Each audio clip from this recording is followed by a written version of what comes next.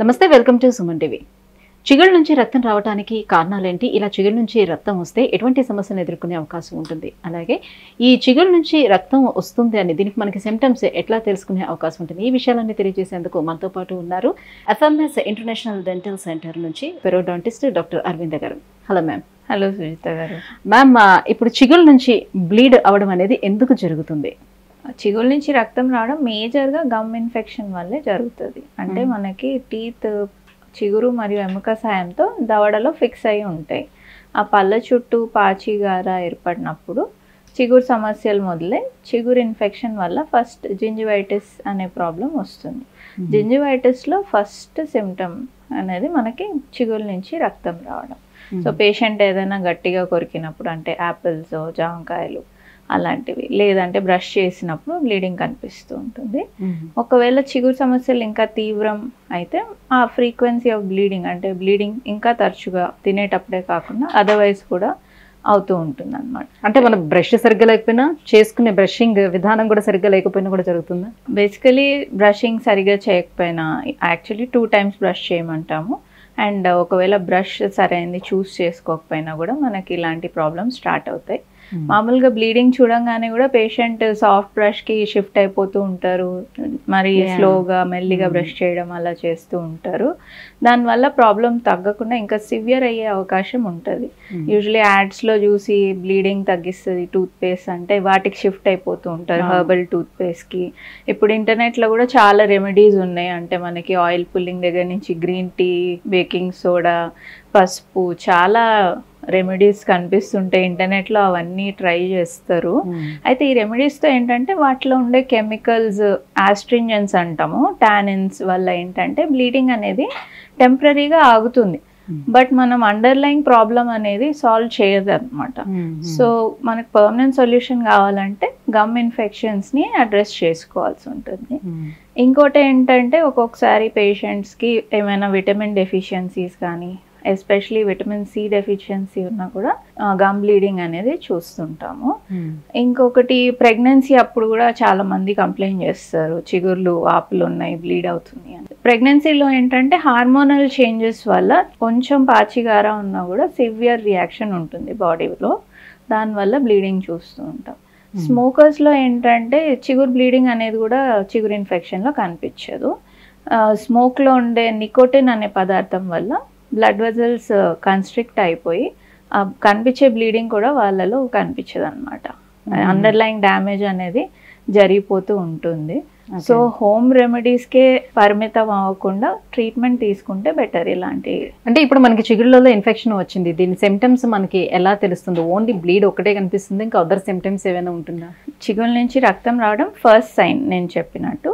దాని తర్వాత bad breath ఉంటుంది, అంటే నోటి దుర్వాసన ఉంటుంది, మీకు ఫుడ్ ఇరుక్కుపోవడము, పళ్ళ మధ్యలో గ్యాప్స్ ఉండటము, కొంచెం లేటర్ స్టేజెస్లో అయితే మీకు పళ్ళు కదిలిపోవడం కూడా చూస్తుంటాం అనమాట. సెన్సిటివిటీ ఒకటి, ఇవన్నీ ఉంటాయి. సో ఆ బ్లీడ్ అనేది ఎలా ఆపాలి, తగ్గించుకోవటం ఎట్లా? దీనికి మెయిన్ రీజన్ మనం చిగురు ఇన్ఫెక్షన్ కాబట్టి చిగురు ఇన్ఫెక్షన్ అనేది ట్రీట్ చేసుకోవాలి. ఇప్పుడు ఎర్లీ స్టేజెస్లో కనుక మనం ఐడెంటిఫై చేసుకుంటే దీనికి క్లీనింగ్ ఆర్ స్కేలింగ్ అనే ప్రొసీజర్ ఉంటుంది.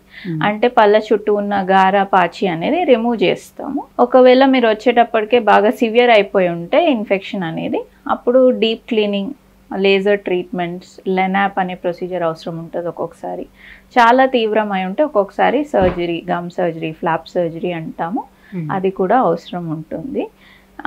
ఇంకా వేరే కారణాలు ఏమైనా ఉన్నాయి బ్లీడింగ్కి అని ఐడెంటిఫై చేసుకుంటే, సపోజింగ్ విటమిన్ సి డెఫిషియన్సీ అంటే సప్లిమెంట్స్ ఇవ్వాల్సి ఉంటుంది. లేదు ప్రెగ్నెన్సీ రిలేటెడ్ బ్లీడింగ్ ఏమైనా ఉంది అంటే యూజువలీ ఏం సజెస్ట్ చేస్తామంటే ప్రెగ్నెన్సీ ప్లాన్ చేసుకునే ముందే ఒక డెంటల్ విజిట్కి వస్తే ఆ ఇష్యూస్ అన్ని రిజాల్వ్ చేసుకుంటే బెటర్గా ఉంటుంది. అంటే ఆఫ్టర్ డెలివరీ తర్వాత కూడా ఎక్కువగా ఇలాంటి ఇష్యూస్ చూస్తూ ఉంటారు లేడీస్. ఈ ప్రాబ్లమ్స్ ప్రెగ్నెన్సీలోనే స్టార్ట్ అవుతాయి. అంటే ఈస్ట్రోజన్, ప్రొజెస్ట్రాన్ హై లెవెల్స్లో ఉంటాయి కదా ప్రెగ్నెన్సీ అప్పుడు, అప్పుడే స్టార్ట్ అవుతాయి, అవి ఇంకా కంటిన్యూ అవుతాయి అంతే.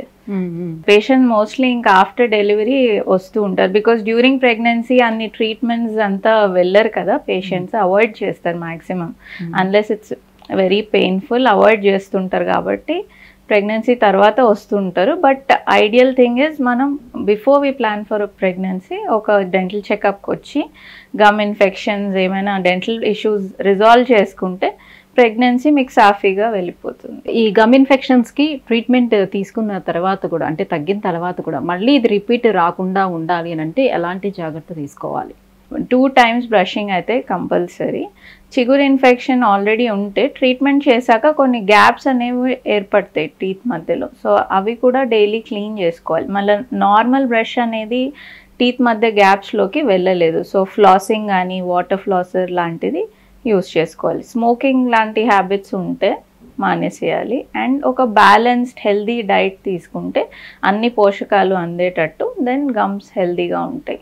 సో గమ్ ఇన్ఫెక్షన్స్ వల్ల నోటి దుర్వాసన వస్తుందని చెప్తున్నారు, కానీ నాట్ ఓన్లీ గమ్ ఇన్ఫెక్షన్స్ ఇంకా అదర్ రీజన్స్ వల్ల కూడా వచ్చే ఛాన్స్ ఉంటుందా? చాలా బ్యాక్టీరియా ఉంటాయి మౌత్లో. గుడ్ బ్యాక్టీరియా ఉంటాయి, బ్యాడ్ బ్యాక్టీరియా ఉంటాయి. మనం తినే food bad bacteria break down చేసి కొన్ని సల్ఫర్ కాంపౌండ్స్ని రిలీజ్ చేస్తాయి అన్నమాట. ఆ సల్ఫర్ కాంపౌండ్స్ వల్లనే మనకి బ్యాడ్ బ్రెత్. ఒకటి మెయిన్ రీజన్ ఏంటంటే బ్యాడ్ బ్రెత్కి నాలుక పూత అంటాం కదా, టంగ్ కోటింగ్ వైట్గా టంగ్ మీద చూస్తుంటాం. టంగ్ని దగ్గర నుంచి చూసారంటే చాలా రఫ్గా ఉంటుంది.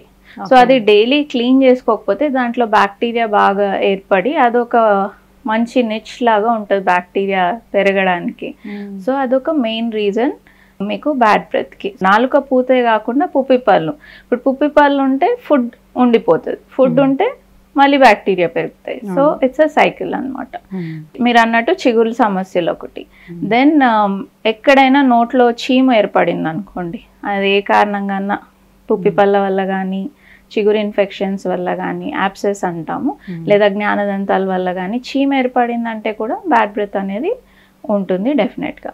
ఇంకొక మేజర్ రీజన్ ఏంటంటే డ్రై మౌత్. ఇది మన నోట్లో లాలజలం సలైవా అనేది చాలా ఇంపార్టెంట్ రోల్ ప్లే చేస్తుంది. ఏం చేస్తుంది అంటే మనం తిన్న ఫుడ్ మధ్య మధ్యలో మింగేస్తూ ఉంటాం కాబట్టి అది వాష్అవుట్ అయిపోతూ ఉంటుంది మౌత్ నుంచి. అండ్ ఆల్సో బ్యాక్టీరియా ఎక్కువ మోతాదులో పెరగకుండా సలైవా అనేది హెల్ప్ చేస్తుంది. ఎప్పుడైతే డ్రై మౌత్ ఉంటుందో పేషెంట్లో అప్పుడు కూడా బ్యాడ్ బ్రెత్ అనేది ఇంక్రీజ్ అయిపోతుంది. డ్రై మౌత్ ఎందుకు అవుతుంది వాళ్ళకి? డ్రై మౌత్ అనేది ఇప్పుడు డీహైడ్రేషన్ వల్ల అవ్వచ్చు జనరలీ.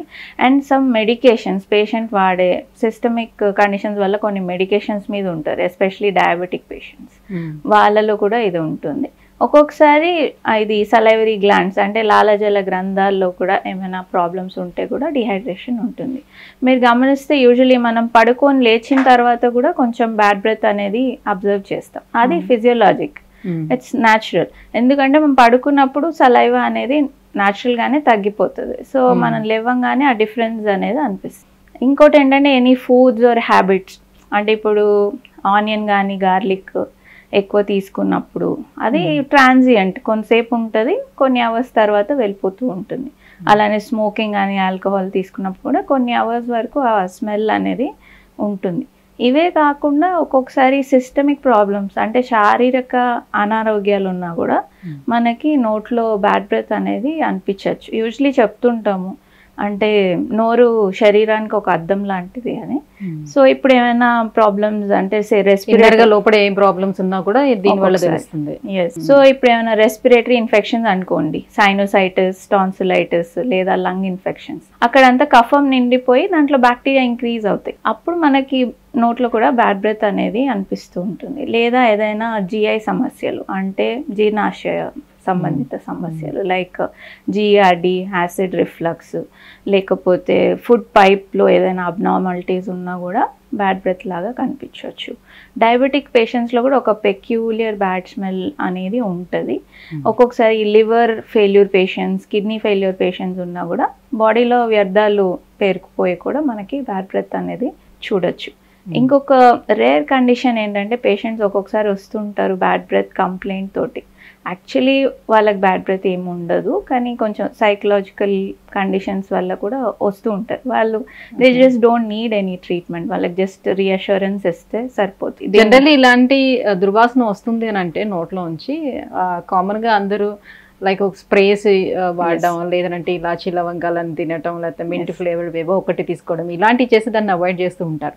సో ఇట్లాంటి చిగుళ్ళ ఇన్ఫెక్షన్ని ఈ రకంగా అవాయిడ్ చేసుకుంటూ పోతే ఏమవుతుంది? నిర్లక్ష్యం చేస్తే. ఇవన్నీ ఈ ప్రోడక్ట్స్ అన్ని ఏం చేస్తాయి అంటే ఆ స్మెల్ని మాస్క్ చేస్తాయి, అంటే టెంపరీగా మన ప్రాబ్లమ్ని సాల్వ్ చేస్తే, బట్ అండర్లయింగ్ ఇష్యూని ఏం అడ్రస్ చేయట్లేదు. ఇలానే చిగురు ఇన్ఫెక్షన్ నెగ్లెక్ట్ చేస్తూ వెళ్ళామంటే ఇంకా పళ్ళు కదిలిపోయే అవకాశం ఉంటాయి అండ్ అల్టిమేట్లీ పళ్ళు కోల్పోతారు. సో ప్రాబ్లం చిన్నగా ఉన్నప్పుడు సాల్వ్ చేసుకుంటే బెటర్గా ఉంటుంది. సో చిగురులో ఇన్ఫెక్షన్ వచ్చేటప్పుడు మీకు పళ్ళు కూడా వదిలైపోతాయా? డెఫినెట్లీ. అయితే పన్ను చిగురు అండ్ ఎముక సపోర్ట్తోనే ఫిక్స్ అయి ఉంటుంది బోన్లో. చిగురు ఇన్ఫెక్షన్ తీవ్రమైనప్పుడు ఏమవుతుందంటే ఈ పాచిగార అనేది చిగురు కిందకు కూడా వెళ్ళిపోతుంది, వెళ్ళి ఆ బోన్ అంతా కరగదీస్తూ వస్తుంది. ఇది ఒక చాలా స్లో ప్రాసెస్. సో పేషెంట్ అంత గమనించరు, ఈ చిన్న చిన్న ప్రాబ్లమ్సే ఉంటాయి. బ్లీడింగ్, బ్యాడ్ బ్రెత్, సెన్సిటివిటీ ఉంటుంది, అక్కడక్కడ ఫుడ్ ఇరుక్కుంటూ ఉంటుంది, అంతే తప్ప పెద్ద ఇష్యూస్ ఉండవు. కాబట్టి చాలామంది నెగ్లెక్ట్ చేస్తూ ఉంటారు.